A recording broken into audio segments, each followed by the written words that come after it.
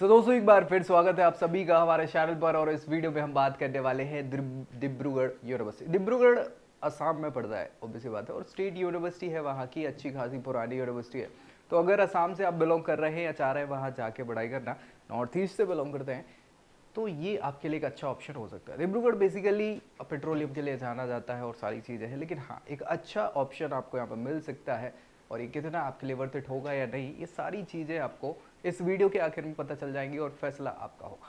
सो आखिर तक देखिए, क्योंकि यहाँ हम डिटेल में डिस्कस करेंगे इनके ऑफर्ड कोर्सेज, क्या फीस स्ट्रक्चर है, फैसिलिटीज़ क्या प्रोवाइड करा रहे हैं, प्रोज कॉन्स, प्लेसमेंट्स वगैरह सारी चीज़ें। तो बिल्कुल स्टार्ट करिए। बाकी अपनी प्रोफाइल पे बेस्ट अगर जानना चाहते हैं तो नीचे प्रोफाइल एनालिसिस फॉर्म भी मिल जाएगा, जिसको फिल करके जानकारी ले सकते हैं। तो डिब्रूगढ़ यूनिवर्सिटी व्हाट्सएप पे भी चैनल है, उसको ज्वाइन कर सकते हैं आप, है ना, नीचे लिंक मिल जाएगी। डिब्रूगढ़ 1965 में स्टैब्लिश हुई ये यूनिवर्सिटी, देखेंगे आप तो नज़ारा बढ़िया है, शानदार है, पूरी चीज़ें आपको बढ़िया देखने को मिल जाएंगी। स्टेट यूनिवर्सिटी का इनको दर्जा दिया गया है, AIUs वगैरह में ये स्टैब्लिश है, इनके साथ इनका हाँ अफिलिएशन है, सारी चीज़ें बढ़िया है, रिकॉग्नाइज्ड है। और यहाँ पे चाहे हम बात करें ट्रेन रूट की या फिर सिंपल ट्रांसपोर्टेशन रूट की, इसके अलावा वाटरवेज भी कनेक्टेड है, तो अच्छा खासा यहाँ से आपकी ब्रह्मपुत्र रिवर निकलती है ना। चले, तो 1965 लगभग 60 साल होने को है नेक्स्ट ईयर। एक्सपीरियंस के तौर पे पब्लिक स्टेट यूनिवर्सिटी है और डिब्रूगढ़ से 5 किलोमीटर साउथ में पड़ता है राजभेटा, है ना, राजा भेटा इसको कहते हैं।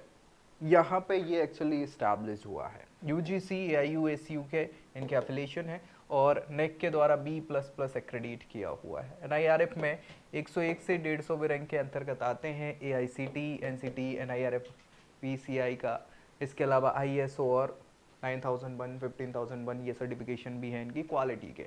ठीक है, 500 एकड़ का भव्य कैंपस है जहाँ बहुत सारी फैसिलिटीज़ मिल जाती हैं। और dibru.ac.in ऑफिशियल वेबसाइट है जहाँ जाके आप बाकी की सारी डिटेल्स ले सकते हैं। तो ये तो बात हो गई कहाँ की, आपकी हाइलाइट्स की। आगे हम इनकी कोर्सेज की अगर बात करें तो ये बहुत सारे कोर्सेज ऑफर कर रहे हैं, लेकिन लगभग सभी कोर्सेज जो हैं वो इंटीग्रेटेड प्रोग्राम्स हैं। मतलब यहाँ UG प्लस PG के प्रोग्राम आपको देखने को सारे मिलने वाले हैं। तो सारे हम देखें, BA MA integrated 5 year anthropology से आप ये कोर्स कर सकते हैं। इसके लिए आपको एंथ्रोपोलॉजी प्रेफरेंस में भरनी होगी। अप्लाइड जियोलॉजी का एक BA MA इंटीग्रेटेड प्रोग्राम है, उसको आप रख सकते हैं, मतलब कर सकते हैं। इसके अलावा BA MA असमीज लैंग्वेज से कर सकते हैं, बोडो लैंग्वेज से, केमिस्ट्री से BSc प्लस MSc कोर्स कर सकते हैं, BCom प्लस MCom ये इंटीग्रेटेड प्रोग्राम है।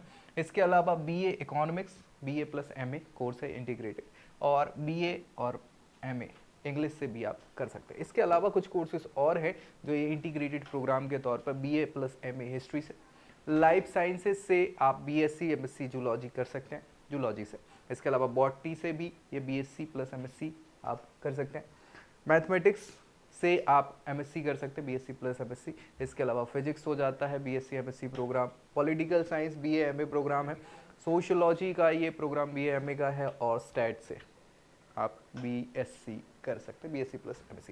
तो ये सारे प्रोग्राम आपको देखने को मिलेंगे और इनमें आपको प्रेफरेंसेस वो रेस्पेक्टिव सब्जेक्ट्स की चूज करनी होंगी जो आपके लिए होने वाला है। एलिजिबिलिटी क्राइटेरिया सभी के लिए 12th क्लास पास करनी होगी आपको, सभी कोर्सेज करें, है ना। और ये 60% रहेगी सभी जनरल कैंडिडेट्स के लिए जो 12th क्लास पास करेंगे, वो कम से कम 60% से आपने करी हो। इसके अलावा बाकी रिजर्व कैटेगरी के लिए 5% का रिलैक्सेशन मिल जाता है, 55% का क्राइटेरिया यहाँ पे रखा हुआ है इन्होंने इन कोर्सेज की एलिजिबिलिटी के लिए।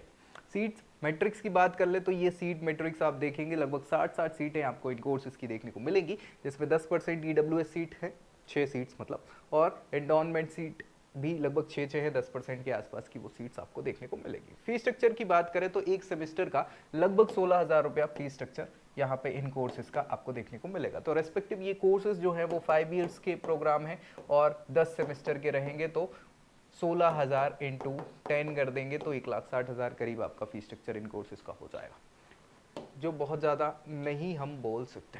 हाँ, प्लेसमेंट्स की बात कर ले तो यार मैक्सिमम जो है सारे ही आपके पीजी तक के प्रोग्राम है, हायर स्टडीज़ को बहुत सारे बच्चे जाते हैं पीएचडी वगैरह करने के लिए। लेकिन उसके अलावा अगर हम बात करें तो 3 से 4 लाख का मीडियन पैकेज बच्चों को यहाँ देखने को मिलता है। 14 बच्चे लास्ट ईयर जो है वो हायर स्टडी पीएचडी कोर्सेज के लिए चले गए थे, 15 बच्चे प्लेस हो गए थे और टोटल 32 वगैरह बच्चे जो थे उस समय उन्होंने अपना कोर्स ये कंप्लीट कर पाया था स्टिपुलेटेड टाइम पे, स्टिपुलेटेड। ठीक है, इनकी अगर रिक्रूटर्स की बात करें तो बहुत सारे रिक्रूटर्स देखने को मिलेंगे, अच्छे अच्छे नाम आपको देखने को यहाँ पे मिल जाएंगे और कुछ कुछ तो बच्चे 6-7-8 लाख तक भी पहुंचे हैं अच्छे प्लेसमेंट्स के साथ। नोटेबल एलुमनाइज की बात कर ले तो बिस्मिता गोगोई, ये असम की पॉलिटिशियन रही हैं और एक्स मिनिस्टर कल्चरल अफेयर्स की, है ना। इसके अलावा यहाँ पे एमएलए भी रही है। इसके अलावा ये बात करें दुलाल मंकी साहब, ये जो है फोक आर्टिस्ट हैं यहाँ के, असम के। इसके अलावा जान पुजारी साहब है, ये राइटर रहे हैं और ये इनको अवार्ड वगैरह भी मिला हुआ है नेशनल फिल्म अवार्ड से रिलेटेड। ठीक है, बिस्मिता गोगोई के अलावा आप देखेंगे तो जयंत माधव बोरा साहब हैं, ये भी नोबलिस्ट रहे हैं। इसके अलावा जयंती चुटिया साहब हैं जो कि इंडियन फिजिसिस्ट रही हैं। दीप गोगोई साहब हैं, ये भी पॉलिटिशियन है। इसके अलावा अनुराधा शर्मा पुजारी, ये भी आर्टिस्ट हैं, ऑथर हैं। विनय कुमार साइकिया, ये भी प्रिंसिपल सेक्रेटरी रहे हैं नेस्ट के। तो बहुत सारे अलमनाइज यहाँ से निकले हुए हैं जिन्होंने अच्छी फील्ड्स में अपने नाम करे हैं और इसके कारण कॉलेज का भी नाम अच्छा खासा हुआ है। फैसिलिटीज़ पे बात करें तो लगभग सभी फैसिलिटीज़ ये प्रोवाइड कराते हैं जो एक स्टेट यूनिवर्सिटी को करनी चाहिए, जैसे लाइब्रेरी जहाँ पे बहुत सारे रिसोर्सेज आपको बुक्स के, जर्नल्स के और मैगजीन्स वगैरह के देखने को मिलेंगे फिजिकली, साथ ही साथ अभी डिजिटली भी ये लाइब्रेरी होगी तो बहुत सारे रिसोर्सेज डिजिटली रूप में आपको मिल जाते हैं। हॉस्टल्स बहुत सारे हैं, 16 हॉस्टल्स हैं बॉयज़ और गर्ल्स के लिए अलग अलग यहाँ पे ये हॉस्टल्स बनाए हुए हैं। स्पोर्ट्स फैसिलिटी 500 एकड़ का कैंपस जो है उसमें अच्छी खासी इंडोर आउटडोर व्यवस्थाएं हैं स्पोर्ट्स को लेके। ऑन कैंपस हेल्थ सेंटर है, ऑडिटोरियम है, 1200 से ज़्यादा बच्चों की कैपेसिटी वाला। इसके अलावा मल्टीपल कैंटीन्स आपको देखने को मिलेगी, गेस्ट हाउस भी हैं, कल्चरल और एक्स्ट्रा करिकुलर एक्टिविटी पे भी फोकस करते हैं और डे केयर सेंटर के साथ साथ साइंस और कल्चरल पार्क भी आपको यहाँ पे देखने को मिल जाएगा। तो ये बहुत अच्छी फैसिलिटीज़ आप यहाँ कह सकते हैं कि इनकी अवेलेबल हो जाती हैं यहाँ पे। अब कुछ अच्छाइयों और बुराइयों के साथ हम कंक्लूड करेंगे। तो अच्छाइयाँ तो यही हैं कि स्ट्रॉन्ग एकेडमिक प्रोग्राम्स, ये बहुत सारे प्रोग्राम आपको प्रोवाइड करा रहे हैं और लेकिन ये है कि ये प्रोग्राम इंटीग्रेटेड है यूजी और पीजी के। साथ ही साथ बहुत सारे कोर्सेज़ की वैरायटी भी आपको यहाँ पे मिलेगी, लाइब्रेरी और लेबोरेटरीज इक्विप्ड हैं। साथ में यहाँ पे डाइवर्सिटी तो है, कल्चरल डाइवर्सिटी अच्छी खासी देखने को आपको मिल जाती है। तो ये तो अच्छा ही है, फीस स्ट्रक्चर भी बहुत ज़्यादा है नहीं, है ना। प्लेसमेंट भी ठीक ठाक हम बोल सकते हैं।